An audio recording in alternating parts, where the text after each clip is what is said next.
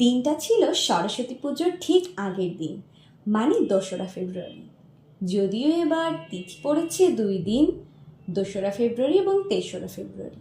আমরা 3রা ফেব্রুয়ারি পূজা করব। আমি গিয়েছিলাম মামনির সাথে ঠাকুর আনতে।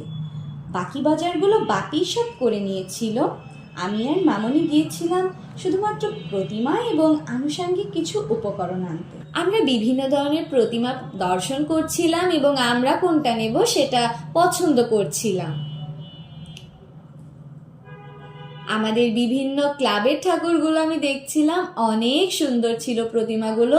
এই যে আমাদের প্রতিমা পছন্দ করা হয়ে গেছে, এটাই আমরা নেব। আর এটা হচ্ছে আমাদের পাড়ার প্রতিমা, মানে আমাদের গোল্ডেন ক্লাবের প্রতিমা। এটাও ছিল অসাধারণ একটা প্রতিমা। আমার সোনামাও সাথেই ছিল। অতঃপর আমার প্রতিমা নিয়ে বাসায় চলে এলাম। আমাদের ঠাকুরের পাশে আমি আমাদের প্রতিমা মাকে আসনে বসাচ্ছিলাম। সরস্বতী পুজোর ব্লগ নিয়ে আসবে একটা বড় ভিডিও। সবাইকে সাথে থাকার অনুরোধ জানাচ্ছি। ধন্যবাদ।